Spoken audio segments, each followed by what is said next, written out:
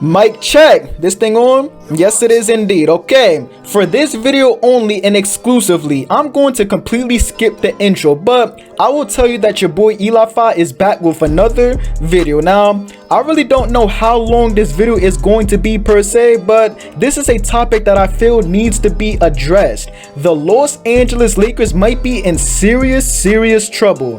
This video is being recorded on a Saturday afternoon, and last night was a very important game for the Lakers as they battled out with the Portland Trail Blazers, trying their hardest to avoid falling into the play-in tournament position. And despite the grinded out effort by the Lakers, they still fall short as Lillard literally flipped the game time switch and hit crucial shots down the stretch. This was a must-win game for the Lakers because with them winning this game, this would have gave them the tiebreaker advantage against the Blazers, and of course they will be sitting at the 6th seed instead of the 7th seed, and that tiebreaker advantage is very important assuming how close the standings are between the Lakers, Blazers, and Mavericks. And we could possibly see a scenario where the Lakers finish with the same exact record as the Blazers, and having that tiebreaker can move the Lakers up a spot to prevent falling down to the spot they are trying to avoid altogether. But now odds are completely against them. Not only that they fall to the 7th seed, but now they do not have a single tiebreaker against both the Dallas Mavericks and the Portland Trail Blazers.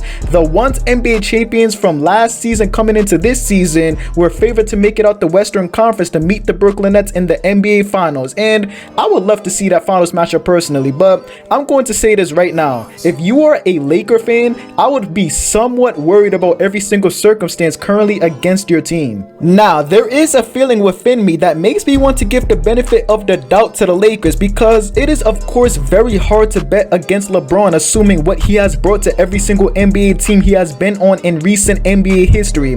But this time, things are different. First of all, Anthony Davis just came off a month-long injury and he is still trying to work himself back to 100% capacity. Now, he did have his best game of the season last night against the Blazers, but I would still assume he is trying to find his rhythm as he has already missed a month of playing basketball.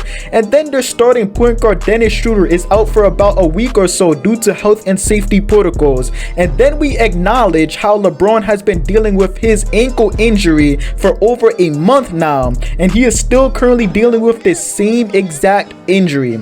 Altogether, this team is severely banged up, and even if LeBron gets back on the floor for the Lakers, it has already been put out to the light that he may have to deal with this ankle injury for the rest of the season, causing him to may not be 100% healthy for the playoffs. We all know how LeBron has proved every single analyst and fan wrong in the past, but will he be able to do it again assuming how injured his team is altogether, including himself?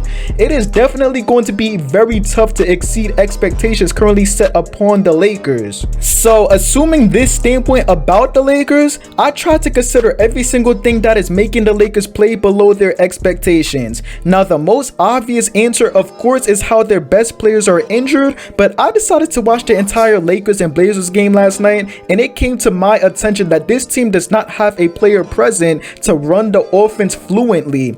Correct me if I'm wrong, Laker fans, but I would assume that their main ball handlers are LeBron James and Dennis Schroeder. Those two players did not play last night, so who's another player on this team that can run the offense as efficient as both of these players? Now, I have a few takeaways revolving around this circumstance for the Lakers. Without no ball handler able to run the offense, I noticed a lot of the time during the game that the team would just pass the ball occasionally, not getting any real opportunity to score, and then they would eventually end up passing the ball to Anthony Davis and have him ISO whoever is guarding him. Sometimes this strategy worked, but this is a strategy that is not going to work every single time, of course.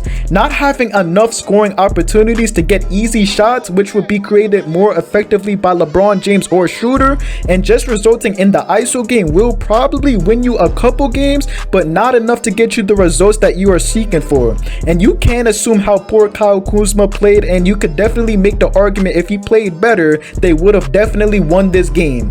But but you have to consider every other circumstance that could be the reason as to why the Lakers played the way they did. So now, they are sitting as the 7th seed in the Western Conference. There is still a huge possibility that they can win a couple more games to get themselves out of the play-in tournament position, but the way things are looking right now, that may be very unlikely. They have very tough games coming up as they are playing the Phoenix Suns Sunday night, and then they have to go up against the red hot Knicks. Assuming the way the Lakers have been playing as of lately, it would be very believable that they would lose both of these games. Now if they win both of these games, they would then have to hope the Mavericks or the Blazers lose their games so they can actually move up in the standings. So it is at the point where the Lakers are betting for other teams to beat the Mavs and Blazers to make their circumstances even better. Consider this. Assuming the entire Lakers squad gets healthy and they have to win a game in the play-in tournament and they come out as either the 7th seed or the 8th seed, they would then have to play either the number 1 or 2 seed, which are teams who are playing very well for the entire season consistently.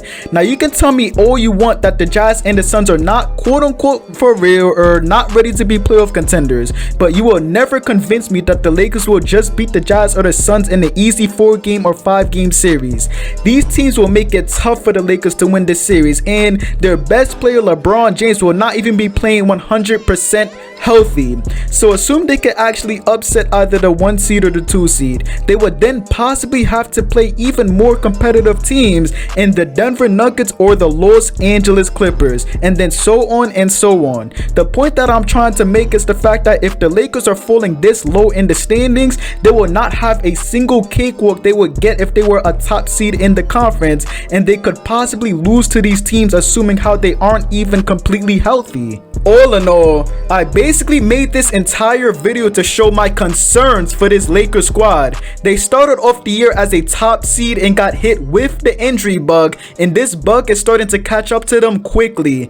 This is for you LeBron fans. If LeBron and the Lakers somehow make the NBA Finals and actually win the finals this year, would this make LeBron the certified GOAT? Let me know what you guys think in the comment section down below.